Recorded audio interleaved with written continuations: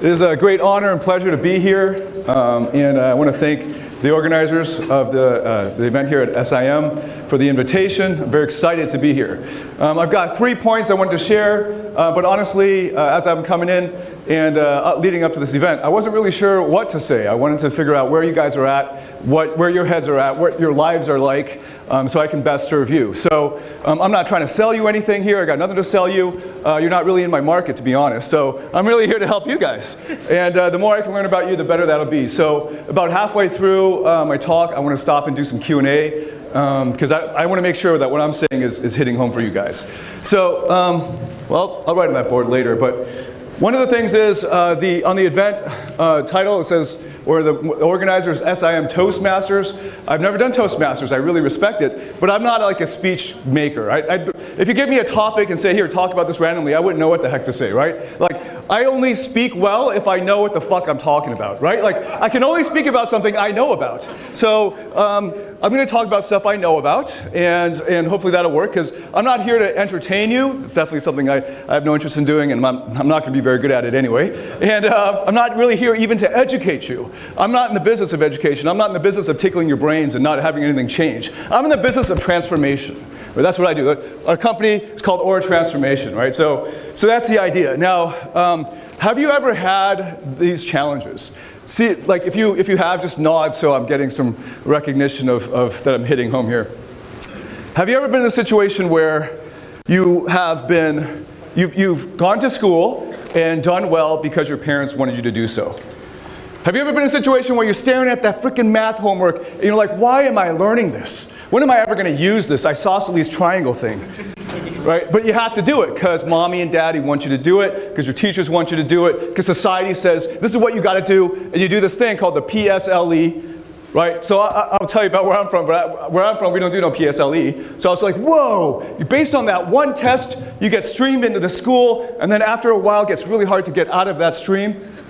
Right, so this is your educational background, I'm assuming. I know many of you are international school students, and I want to make sure I figure out where you are at, but that's the reality for Singapore. And then you come to university, and some of you guys, you did military service, right? And that kind of threw a wrench in the plans of like getting ahead in life, but hopefully you had a nice 2 years, and then maybe you did some junior college or something like that, some poly, and now you're here. And one of the sad things was I became a professor at NUS. That's the reason I moved to Singapore in the first place.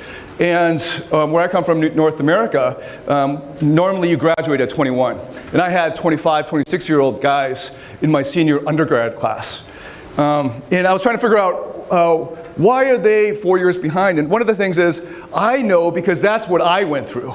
I went through a situation where I obeyed my parents, I obeyed society, I obeyed the man, and I followed all the frickin' rules, right?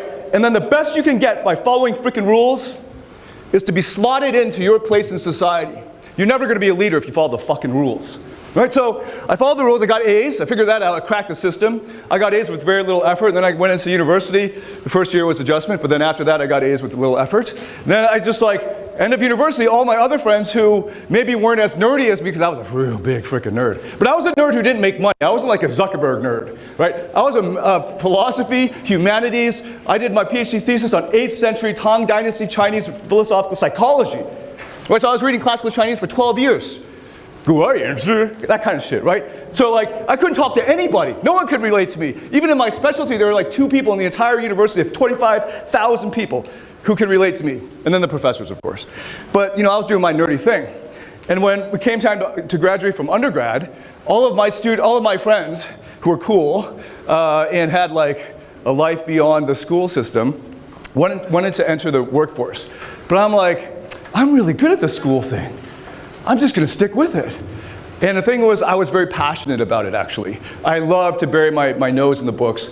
And I continued all the way through, did 3 master's degrees and a PhD in 3 different countries.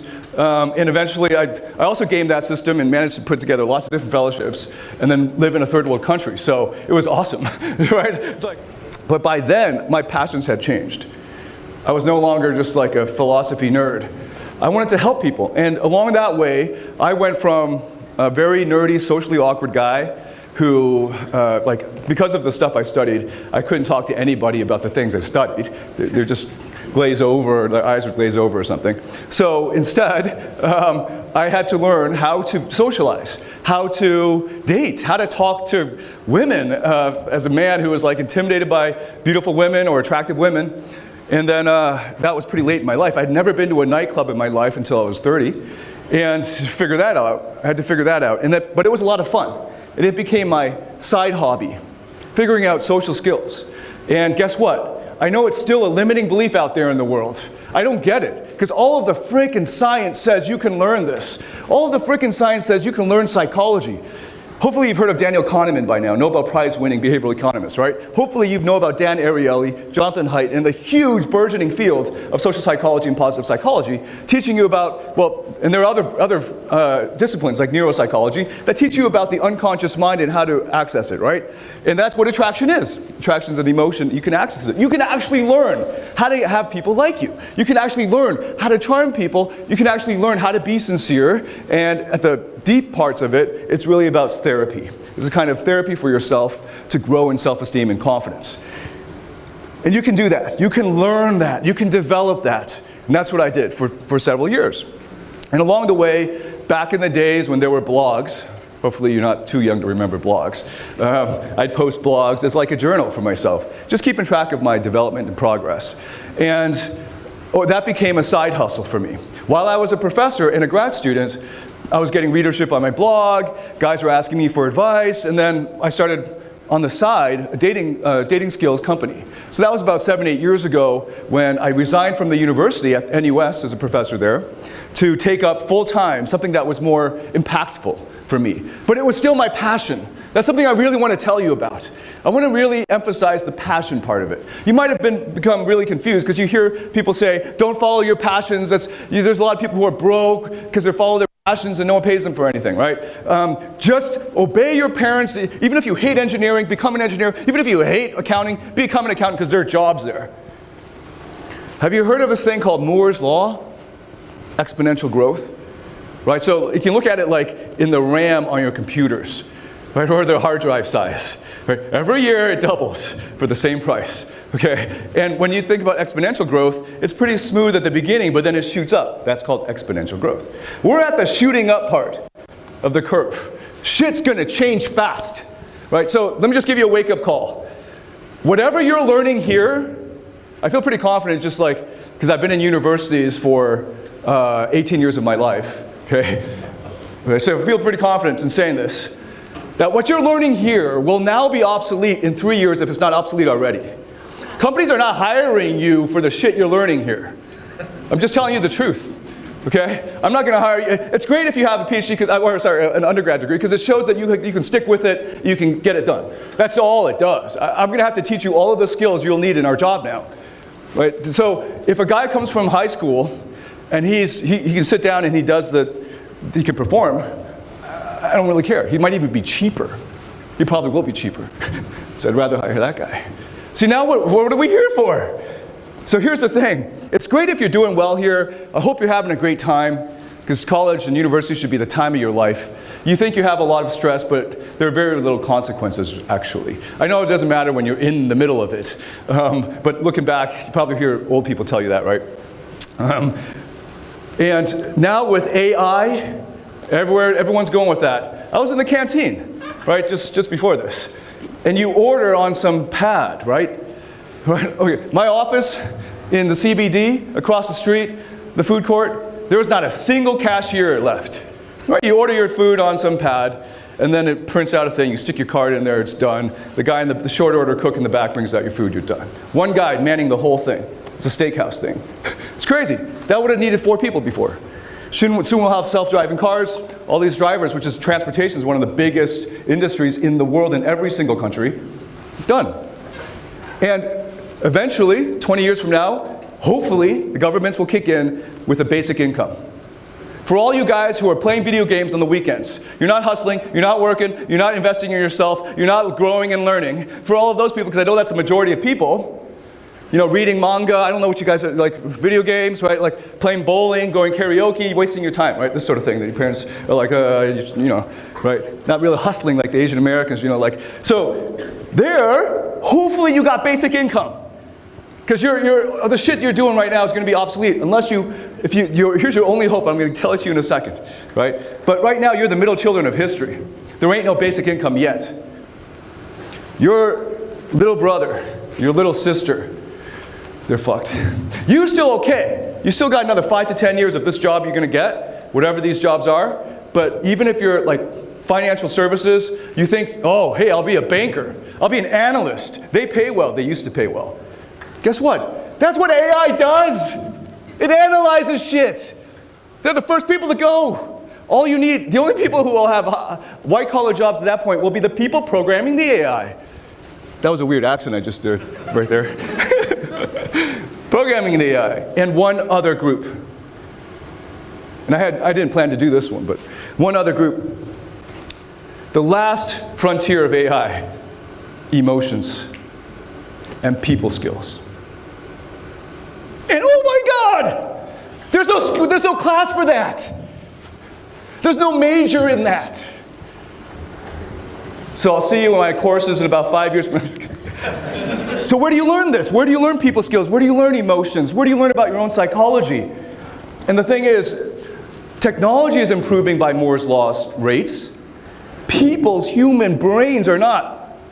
There's always, it used to be a 20-year lag, now it's going to be a 30, 40-year lag before people fucking realize they're going to have to learn what's in here and how this frickin' thing works. Because before 1980s in the academy, and the academy is on the frontier of where you're at, where the popular consciousness is going to be, and up until the 1980s we had a rationalist view of human cognition. We treated ourselves like computers, like Spock. You know, and then you saw the postmodern turn with data. This is so freaking nerdy, right? I'm referencing Star Trek for most of you who don't know that, right? Most of you don't because you're too young. But Spock was this Vulcan, and he was like awesome. Why? Because he could suppress his emotions, so he didn't cloud his thinking. Right? That's rationalism. Then later on, Star Trek, the writers were postmodern. So they wrote Commander Data, who could out-android, out-robot the Vulcan. He was an actual android, AI. But the whole 7 seasons, I'm so nerdy right now. The whole 7 seasons of Star Trek The Next Generation is Commander Data, the android, looking for the emotion chip that his creator never gave him. He's trying to understand, what's humor? I don't get it. And he just wants to feel love and those things. And that's where we're at now. We realize that's the last frontier. That's the last thing that computers can be programmed for, to understand the complexity of human emotion. So, I'm not sure if I accurately gauged. This is what my state of understanding. Let me just get a read on this. How many of you are international students? And when I ask you again, I just want you to make some noise if you're international students. Okay, 1, 2, 3. How many of you are international students? Clap it up. Clap it up. All right, cool. All right. Looks at about like a third to a half. Okay. Then what I'm about to tell you, you already got a head start. So there are 3 things now. What do we do, David? Okay, so I'll become obsolete in 10 years. If I'm just being a data analyst or anything that can be replaced by AI, what can I do? And by the way, as that's happening the next 10 years, you're going to need a freaking undergrad degree to drive an Uber. Because it's just going to get more competitive. Especially in a country like this, it's very highly educated. So there are 3 things. 3 things you can do. Okay? The first, they all start with the word go. It's very simple. I'm not going to write it up there. It's so simple, right? It's well, actually, I'll write it right now because there's an acronym. Acronyms make it easier to remember stuff.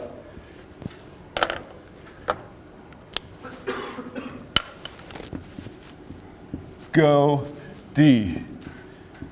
This happens to be my first name. Oh, sure. Wait. Just finish this. Go D, go F, go G. What are these things, David? The first one is, whoa. The first one is go deep. Go deep. Okay, what does this mean? Okay, so this is looks like American football reference, like go deep, go long, go deep. One of the things I've been working with a lot of millennials, people in their 20s and up to their early 30s. And one of the biggest mistakes is they see like the Zuckerberg movie, like the Social Network or something. And they see Instagram being sold for $1 billion after 500 days, right? And they're thinking, how hard can that be? Let's just do one of those things. And they spend maybe a year or two on one skill. Maybe they're learning coding, and they never had any background in it. Or basically they're just following the money and trying to learn it in 2 or 3 years. I'll tell you this, before Zucks was able to create Facebook, he had already been coding for 15 years. Well, 10 to 15, right? Before Bill Gates sold his first, the first basic, right?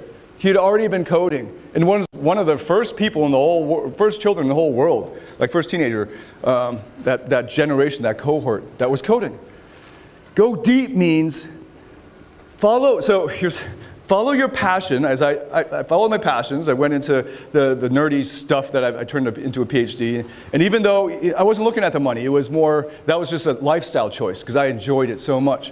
And then when I stopped enjoying it as much, I pivoted into something else, into dating skills coaching. And then I stopped enjoying that. I stopped enjoying that about 6, 7 years ago. It took about 2 or 3 years to pivot into what we're doing right now, which is a men's development company called Aura Transformation.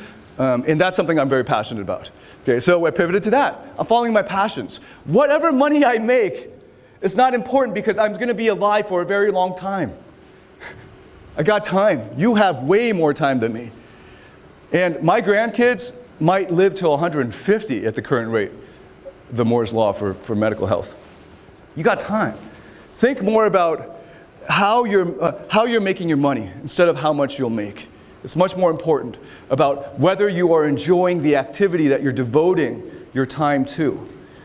Once you pick that activity, go deep. Not the surface crap that I see so often in these 20-year-olds. There's like a lack of respect now for craft. You probably don't remember this, but a few years ago there was an amazing movie called Jiro Dreams of Sushi. This is such a great example because I hope everyone here enjoys sushi. So you know that in Tokyo, to become a sushi chef at a really great restaurant, you have to spend like 3 years washing dishes, right? And then after the 3 years of washing dishes, you get to graduate to another 3 years of making rice. Okay, after 3 or 4 years of making rice, you get to graduate to prepping the vegetables. And then after prepping the vegetables, 12 years later, you get to touch the fish. That's craft. That is the only thing, when AI is taken over, that's the only thing that will be commonly available for us to pay for, that we will readily pay for craftsmanship. I'll give you an example. There's so many, as an Asian Canadian, so my backstory, I was born in Taiwan. 5 years old, I moved with my parents to Kansas City, Missouri. Okay, that was horrible. I can't do that accent anymore. My little sister was born there. And then we moved to Buffalo, New York, and around New York, and then eventually to Toronto, Canada, where I spent my teens and early 20s. Right? So then at the age of 27, 26, I moved to Beijing. Stayed in China for 3.5 years, writing my thesis, just having the time of my life. And then I moved here to take up that position at NUS. I spent 12 years learning 古代汉语, okay? Classical fucking Chinese, okay, which I never use now, okay, before I even felt confident that I could read the Ming texts. Ming was really tough. Song Dynasty was a lot easier, it was much more by heart. But Ming, it took me 12 years to even, okay, I don't need to look at the dictionary at every fucking page, right? Okay, 12 years into a craft. And then my professors that I was getting tutoring from, that mentoring me, 30, 40 years. As a professor, so he added in their grad school years and all that. Craft, patience, go deep. There's so many other examples. Music is another one. Sports is another one. To invest your time in something, and this is why passion's so important. To become really, really, really good at anything, and to therefore be rewarded by society, because this is how capitalism works, and I got my thread of my thought got cut off there. We have been following what society and our parents and the school system wants us to do. And then when you graduate, you expect to be given the next assignment. There's no assignment. It's just you now. You got to make it happen. And now you have another 80 years of your life to look forward to, depending on how well you take care of your health, 60 to 80 years. And you thought your learning was done. Graduate from university, you don't have to go to class anymore. It's over. But if you do that, you are done. Game over for you. Invest in yourself again and realize that if you're going to spend the next 60 years of your life or 40 years of your life doing something, the 65-year mandatory retirement age is crap. People are going to live to 100. What's the point? I don't know. So many people now, their minds are active well into the 70s. They can keep working. Because if you retire at 65 and you're forced to, you have to live off that now for 40 years. You still got a third of your life left. So if you think about this, you can be an entrepreneur and no one can force you to retire. Okay? Or you can be a craftsman and no one's going to force you to retire. And if you're going to have to continue that. It better be something you enjoy. Because here's the thing. This is a valedictorian speech from when I was in high school. This was in the mid-90s, just to give you perspective. He said, "We are the prostitutes of society." That's what you are. It's a prostitute. Somebody who takes money for shit they don't like to do. That's you. So stop whoring out. You're going to be a whore for another 50 years of your life. That sucks. Figure out what you love to do and do your best at that. And maybe right now in capitalism, it doesn't respect it enough. I have a good friend who's an amazing drawer or sketcher. Like he's really good at just hand drawing stuff. Right now, you go on Elance, you can get somebody to do the same shit for $5. Right? He can't survive off that. But the #1 drawer guy, or the #5 guy in the world, and even if you think about the world, it's like #100 guy in the world, Disney will poach that guy and pay him big bucks. If you become amazing at your craft, you will be rewarded by society. And here's the thing now, for those who are business owners or want to be entrepreneurs, the secret is this. In a capitalist society or system, which Singapore mostly is, you will be rewarded in proportion to the value that you give to others. If you help other people get more and better of what they want, you will get more and better. That's it. The reason why professors' salaries tank out once they become a professor, and the growth went like this from a grad student to a professor and then it went flatline for the rest of your career, is because as a humanities professor, sorry, my old colleagues, the world doesn't give a fuck. And that's why they don't get paid. Find something that you love, and the worst is, at least you had a great time. Because you're going to lose just as much money doing shit you hate if you become a prostitute. Let that sink in. You're like, fuck, I'm a prostitute now? Oh, I feel so slutty. So go deep. Oh, I just said prostitute and I said go deep. That's kind of weird. All right, I got to move on in the interest of time. There's a lot more to say about that, but go far. And this is where our international school friends have a distinct advantage. One of the things, I've been coaching here in Singapore for over eight years. The majority of my live in-person clients. And so I've had over 10,000, well over 10,000 students, members and clients of my programs. And our reach, if you count our mailing list and our affiliates mailing list, is well over 1 million. Okay? And in over 87 countries, last time we counted. And one of the things I've noticed as a distinctive thing about people in their early 20s, especially in Singapore, but this applies to other areas, is if you're having trouble with learning people skills or getting control and understanding of your emotions, it's because your experiences are limited in scope. You need to go away. Get out of this country. Now, ideally, you go to a completely different country. So I know a lot of you guys are Southeast Asian international students. I don't even live in Singapore anymore. I haven't lived here for a couple of years. I don't live anywhere. Every 3 weeks, I fly. So I'm on short-term visas everywhere, and I've been doing that for almost 3 years because it's awesome and I love it. But one of the things is I spent a lot of time in Southeast Asia. And I tell you, it's not that different. Everywhere has nasi lemak. Okay? And you can use English in a lot of places. You need to go to a place that will blow your frickin' mind. Because all of your old paradigms are the reason you're stuck in this limited space and with limited opportunities. If you just think Singapore, as a business you're screwed, but also as an individual you're screwed. Singapore will value you and you will be special If you have special reference experiences that other people don't have. You can't get that here. So the best advice I could give a 20-year-old Singaporean student who has never spent more than 8 months overseas is to get the fuck out of Singapore. This is the truth. You owe it to yourself. This is when you should use the university to your advantage. Go raid the overseas study office. Right? Find the actual place you can afford. Man, there's a lot of cheap places in the world that you can afford. You go to like Costa Rica and just live in a waterfall for $5 a day, right? It's beautiful. You can find some place like that and then just beg on the street. You're already a prostitute, so just beg on the streets and get the airfare, right? Get out and spend at least, not as a tourist, none of this tourist crap, okay? Go to a place you don't know the language, all right? Learn that language while you're there. Fall in love, all right? Fall in love with somebody over there. That'll force you to learn the language. Learn the food. Navigate the traffic. Get mugged. For the dudes, get into a fight. Then you're a man. Then you got some stories. Then the shit that the business throws at you is nothing. Face fear in the face. Face death. You'll grow up. Otherwise, no one wants to hire you. You're a wimp. You're soft. I don't want to hire you. One of the things I get these millennials, and I throw them out, like, go overseas. We got a trip in Bangkok for a team trip. Just throwing them. We don't do team trips here. You got to get out. Now, for the people who are international students, this is awesome. You're already doing it, so congratulate yourselves. You're already ahead of the game. I now challenge you, take your first work opportunity in the West, or in South America, or Central America. Get out.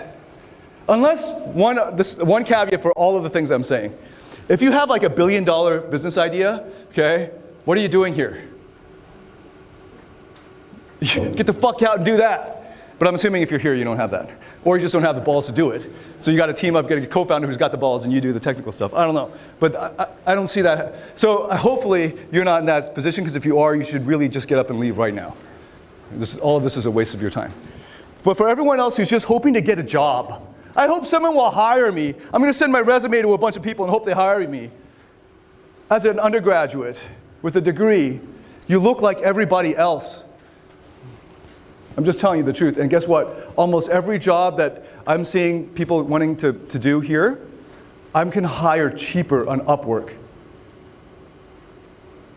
I got some very talented, competent Filipinos who are doing amazing work for a fifth of the price that you're asking. Let that sink in. Some of you are from that country, so you know what I'm talking about, right? In India. Great work. So how are you going to be competitive? Like I said, people skills, emotions, emotional intelligence. You're not going to get that staying here. You got to test yourself. You got to go far. DFG. What's the last one? Go grow. Nice alliteration there. I gave a talk at SMU, and actually when I speak around the world at universities and other places on stage, one of the things that keeps shocking me is I'll conclude the talk, give a Q&A, and somebody will ask, hopefully now I'll head it off and you won't ask this, is, David, so what you're telling me is I have to keep learning? You know, even when I was teaching about attraction and things like that, I get guys like, that means I have to keep developing for the rest of my life. And so that was one of the first questions I got at this SMU talk, and the professor who invited me just did this. You know, to be a professor, you have to invest in your craft. You go deep. This guy thought at 24 years old or whatever it was, when he finished his undergrad, he didn't have to learn anymore. Right? That's why that guy's going to need a basic income. Right? You're not done learning. If you want an extraordinary life, learning never stops. And I'll take it up a notch. It's not just learning. Because the way people use that word, learning, it sounds like a bounded activity. I learned it. Check. I don't have to learn it again. Very few important skills in life are like that. It's more like training. It's like a guy who gets a six-pack and like, okay, I'm done. Because for the guys who do fitness and stuff, when you get that, you're like paper, you got the vascularity, all that, you know, you've been dehydrating, you get that photo. What do? You pig out! You're like, yes, finally, let me go eat some pizza. You just start eating pizza, burgers, and you've been denying yourself for so long. And then you think, okay, I'm done.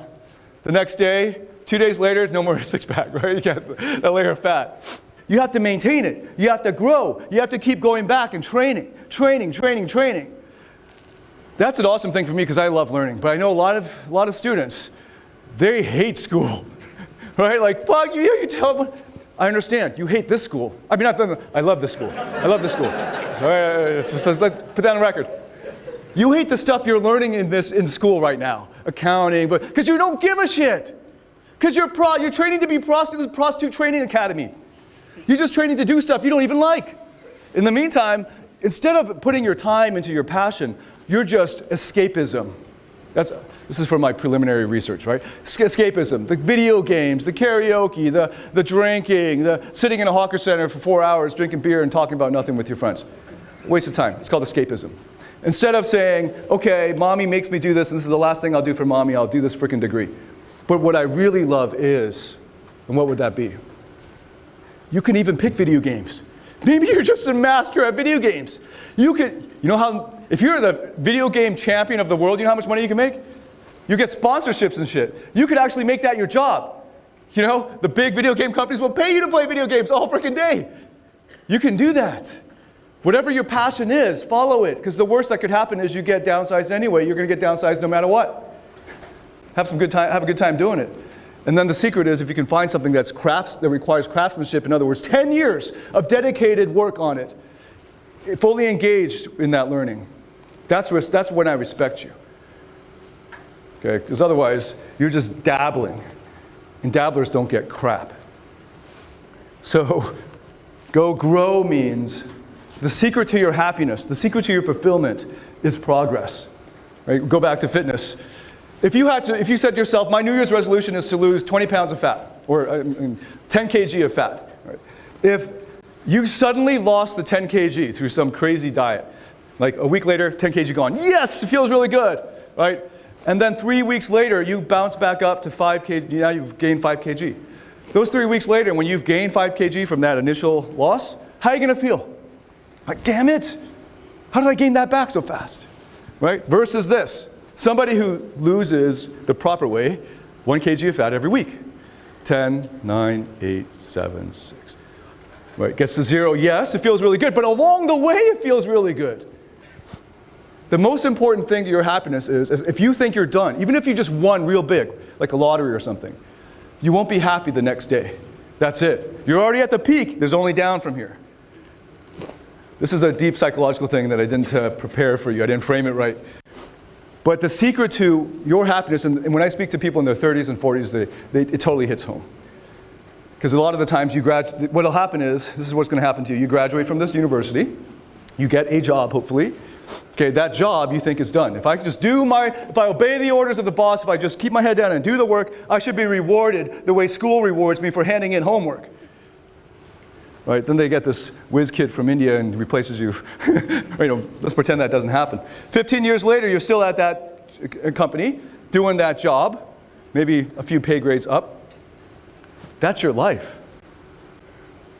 And maybe you think that's okay. And if that's okay, that's fine. Hopefully you find meaning in other areas. Your kids, maybe your relationships, hopefully, and those things, because your job, it sucks. You're going to do the same freaking thing. Unless you invest in yourself. Unless you take the training mindset. I can't just rest, because there's no such thing in life as rest. Remember, Moore's Law is getting faster.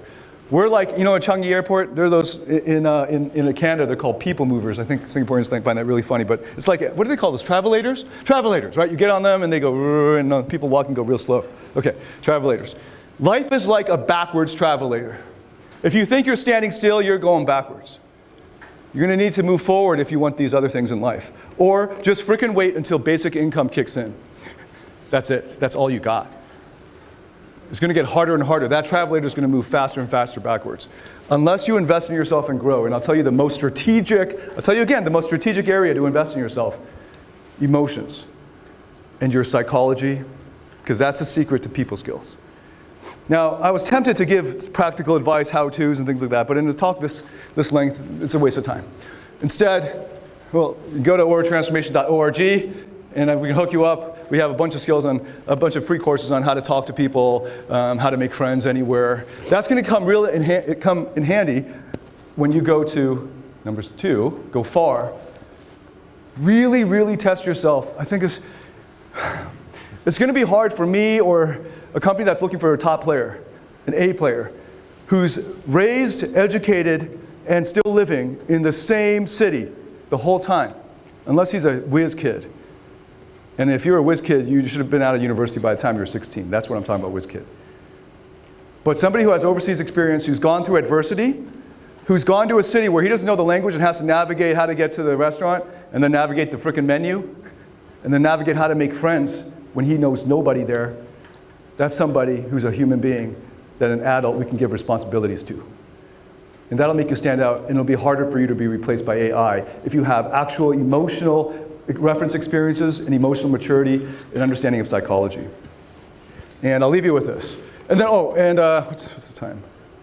I just got a messenger thing, 2:52. Okay, I think I'm out of time. Well, we still have time, right? Do we have time for questions? Ah, damn it.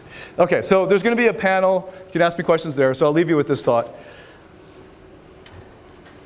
Beyond these three things, and in fact, the only way you'll actually follow through with these three, because it's very hard as a lone wolf, is who are the people you spend the most time with.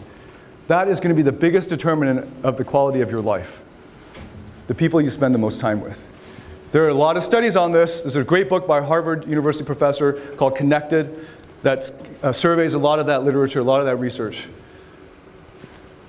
Most importantly, get friends who challenge you. If your four closest friends are not doing these things, they've been here the whole time, they live still at 25 years old in their mom's house, mom and dad's house, in the same bedroom they were in when they were 12, and they're not challenging you to move forward, you will probably not move forward, 99% chance. The inertia is too much. You can start to, for your own sake and their sake, just like at the airplane, when there's a crash, like something bad's about to happen, oxygen masks come down, you put it on your face before you put it on your kids' faces. You got to save yourself first. And so back out of that group. Go the lone wolf route, or even better, find people who are on the path, the same path, and who will challenge you. So hang out at the overseas study office and make some friends overseas. And so I think I'll leave it with that. I think we'll leave it for questions. Thank you so much for being attentive. Thank you so much for putting up with my cussing. And thank you so much for the invitation. Thank you. Talk to you after.